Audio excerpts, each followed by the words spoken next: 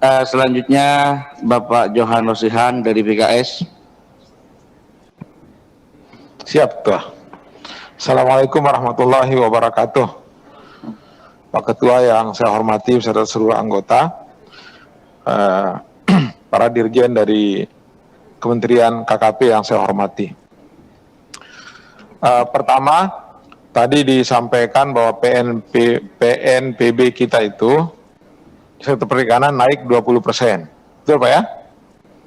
Terus catatan saya, pendapatan nelayan turun 20%. Turun 50%. Bahkan dalam survei dari komunitas nelayan tradisional itu sampai 90% berkurangnya pendapatan masyarakat. Ini kan sesuatu yang yang paradok, Pak. Kita menggenjot PNBP, pemasukan buat negara ini dari satu bukan pajak, tapi pada saat yang sama pendapatan nelayan kita turun. Nah, artinya bahwa apa yang kita bicarakan ini sebenarnya tidak memenuhi sasarannya. Bahwa pembangunan perikanan menurut saya itu harus dapat meningkatkan kesejahteraan nelayan. Tetapi faktanya kita ingin menggenjot pendapatan daerah, tapi pada saat yang sama pendapatan nelayan itu malah turun. Nah, karenanya saya memberi saran kepada KKP agar kita lebih bagus fokus membuat atau menyusun kebijakan-kebijakan agar kesejahteraan nelayan kita itu bertambah, apalagi sekarang di tengah COVID. Mungkin kita bisa mengatur, membuat kebijakan antara supply dan demand dengan memanfaatkan dengan memfungsikan pelabuhan-pelabuhan perikanan itu bukan hanya menjadi tempat sandar kapal, tetapi bisa menjadi pusat-pusat pertumbuhan baru. Ya, karenanya Pak, saya lihat di situ ada rencana pembangunan pelabuhan perikanan. Nah, tolong Pak, ini nanti dibuatkan kita itu detailnya Pak.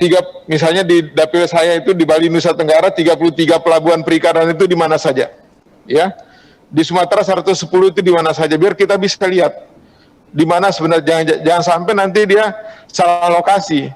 Satu contoh misalnya di daerah saya Pak, sumber ikannya namanya Teluk Saleh, tapi hari ini menjadi perdebatan publik, ya, karena di situ juga akan ada investor kilang minyak.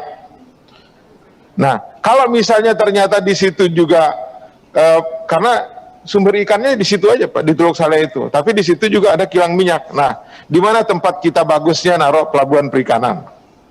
Tolong ceritakan kepada kami nanti tentang persoalan itu, perdebatan itu, agar nanti pada masa reses, tanggal 8 Oktober ini kita bisa menjelaskan kepada masyarakat bagaimana sebenarnya posisi sentra-sentra perikanan kita itu ketika dia berbenturan dengan kepentingan sektor lain. Nah, berikutnya tentang sistem cepat perizinan segala macam, Pak.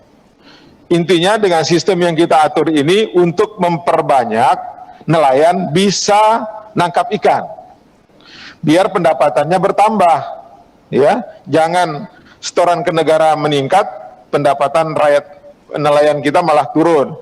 Jangan buat aturan-aturan yang membuat nelayan kita tidak bisa menangkap ikan.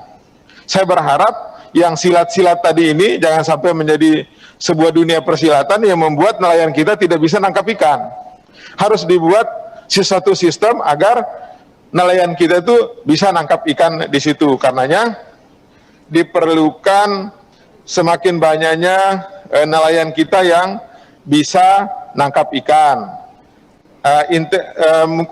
Pelatihan juga Pak Kepala Badan Riset harus bukan kita tingkatkan, bukan hanya yang sifatnya kecil seperti itu. Mungkin pelabuhan-pelabuhan perikanan di sekitar itu biar bisa menjadi kawasan cepat tumbuh itu bisa kita beri pelatihan tentang integrated coastal management misalnya, seperti atau misalnya processing dan packaging, atau juga mungkin kita meningkatkan volume pelatihan-pelatihan di budidaya laut. Nah, terus soal fasilitas Pak, ya fasilitas saya bacakan tadi soal di pelabuhan perikanan ini, fasilitas di sini ada fasilitas pokok, ada fungsional, ada penunjang. Ada satu yang kurang Pak. Ya, faktanya di lapangan nelayan-nelayan kita itu antri bahan bakar bersama dengan pom bensin bersama kendaraan-kendaraan yang lain. Dan nelayan kita kan tidak mungkin bawa perahunya ke darat, untuk kemudian antri di situ. Akhirnya mereka antri dengan cirigen-cirigen gitu. Dan itu kalau dilihat sama polisi Pak, dikejar-kejar, ditangkap. Karenanya Pak, tolong masukkan di dalam ini fasilitas-fasilitas pelabuhan perikanan ini ada semacam pos pengisian bahan bakar khusus untuk nelayan.